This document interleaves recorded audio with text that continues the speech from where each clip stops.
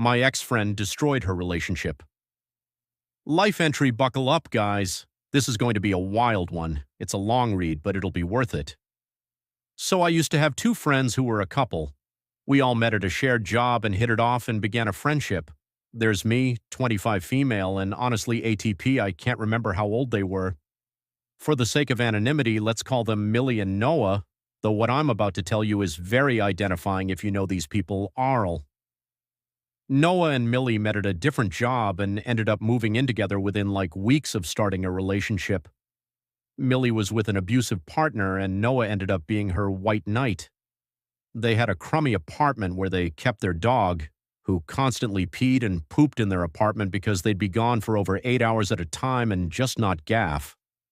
This dog didn't get much exercise, if any, despite being young and a higher energy mix. She was very reactive toward other dogs, and it was something Millie asked me to help her with because I train dogs. Millie had a pregnancy scare in the early phases of our friendship. Ended up really leaning into the idea of having a kid with Noah, even though I think at the time they'd only been together for a year. I may be incorrect on that. So they got pregnant on purpose. Keep in mind, Millie does not trust Noah at all. She almost broke up with him because he watched porn once, and she considered that cheating. She doesn't let him have female friends. I am an exception, but I am on very, very thin ice. She tracks him with Life 360. She has all his cards and knows all his passwords. These two did not make having a child a type of money. In fact, Millie ended up getting fired from the job we all shared during her pregnancy. Still, Noah stepped up. He sold all of his hobby items and bought them a home and picked up extra shifts to try and make ends meet.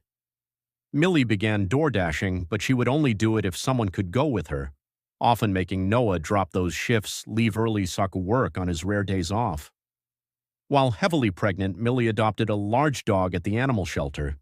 Not because they were ready for another dog, not because they could afford it or had the time for it, but because she thought the dog was cute and wanted it. Absolute impulse decision. This dog was a huge risk to bring into their home. He was massive, untrained, and had behavioral issues, high energy, high drive, a history of not liking cats. Thankfully, they listened to me on how to slowly introduce a new dog into the home, and the dogs ended up getting along swimmingly. They keep each other company, but they eat a lot, and that's a financial strain. Other than less than half of the basics, the dogs don't get trained. They pee and poop in the house because, even though Millie doesn't work, she's gone all day on shopping trips. Millie and Noah get a new neighbor who rescues dogs but is also pregnant and doesn't train or exercise any of the 5 dogs she has. They make schedules to alternate yard time, they have fenced yards, and things seem to go well for a while. Millie is excited to have a child on the way to play with her son. Set the dogs on the back burner for a moment. The entire pregnancy, Millie tells everyone, except their parents, that she intends to name the baby Lucifer. See, Millie is a Satanist, not a practicing one, but rather I have a strained relationship with my dad, so I do this for attention and to rebel. 1. Baby is born, she goes through with it, and revels in the pride of getting reactions out of people when she says his name. Fast forward to the kid being old enough to sit up on his own. Millie door dashes now and then, but she and Noah have taken up selling their plasma to make ends meet. That doesn't stop Millie from going on shopping sprees, getting new tattoos, etc. Lucifer has to go everywhere with us, all the time. It's very rare for Millie to take a girls' night, and we center our activities around things appropriate for Lucifer. Millie and Noah both have parents who love their grandchild, and from Millie did not do anything wrong to cause her to not want them to watch her son. Millie often makes Noah leave work to come watch their son because she is overstimulated and can't handle him, plus the dogs. Millie cooks, grocery shops, and shops frequently. Noah cleans, does laundry, works, and watches the baby, still donating plasma for cash.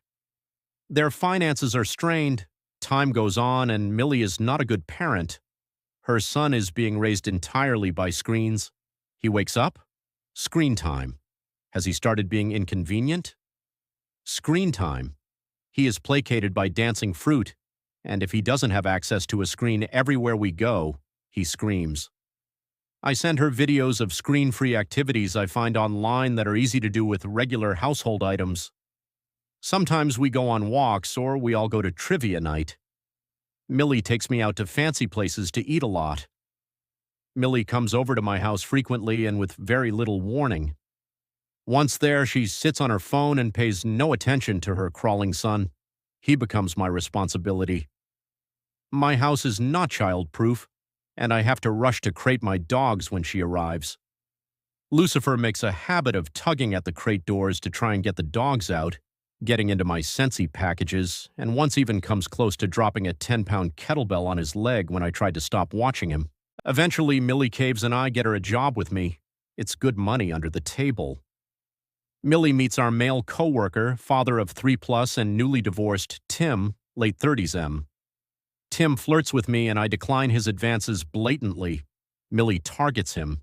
It starts with her saying she's just going to turn him into some kind of money slave, but it progresses. She gets Noah to agree to a polyamorous dynamic with Tim and starts bringing Tim over to their home. A lot. Lucifer still has to go everywhere Millie and I go.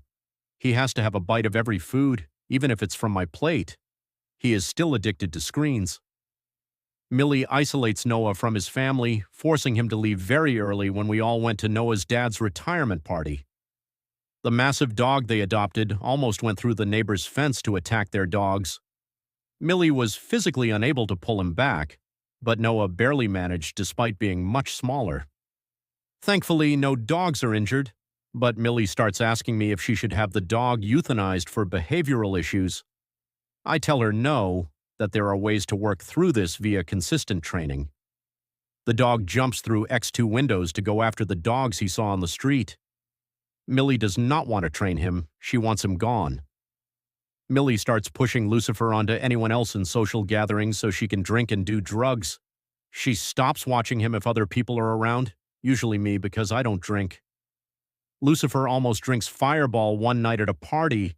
Tim becomes Millie's everything. She's brushing Lucifer off on Noah, on our mutual friend, anyone but the grandparents. Noah confides in me that he's caught them having sex on their couch while he and Lucifer are asleep in the bedroom. He tells me it makes him feel like a failure as a partner. Millie is mean to Noah, not in a playful way, but more of a degrading and abusive way. She is constantly insulting him at our social gatherings. I hold my tongue. I'm a coward. Millie and I get into a big fight, and we're no longer friends. She is fired from the job we share, and Tim quits his job in solidarity with his woman. Now they are both unemployed with 4+ kids in the mix. Noah texts me one night stating that Millie and Tim are out. He's lonely, he's desperate for company, and he just wants to sleep next to someone.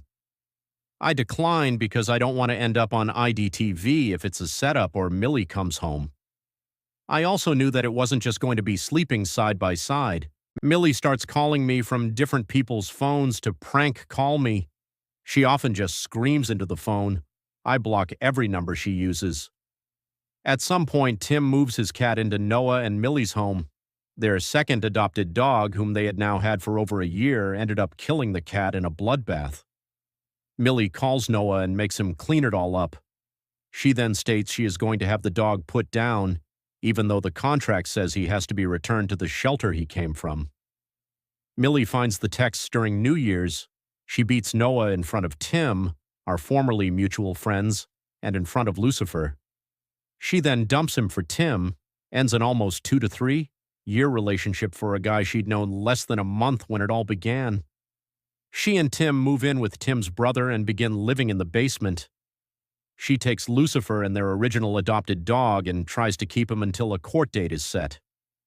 Noah is a wreck. It's the worst year of his life. He deletes Life 360 from his phone. He managed to get Lucifer from Millie once, and Millie harassed and cussed out his parents trying to find where they were. She called the cops on them and tried to press charges. The cops didn't do anything. Tim ends up trying to delete himself and eventually beats the absolute shit out of Millie. Millie called Noah to rescue her, and he did, but he refused to let her move in with him as roommates when she pitched it. Millie ended up going back to Tim, who I believe beat his sister next. She then ended up moving in with her parents under the strict conditions that she clean up her act and hold down a steady job. Last I heard, she had been kicked out of her dad's home due to a failure to comply. Noah ended up selling the house to try to recover some of the financial loss, meeting a nice girl, and surrendering the massive dog back to the shelter. I believe he got adopted. Noah kind of fell off anything but his girlfriend, so he doesn't talk to me anymore. We did speak for a while after Millie left. He often came to my home just for my company, and we spoke often on the phone. That faded once he had a partner again, though.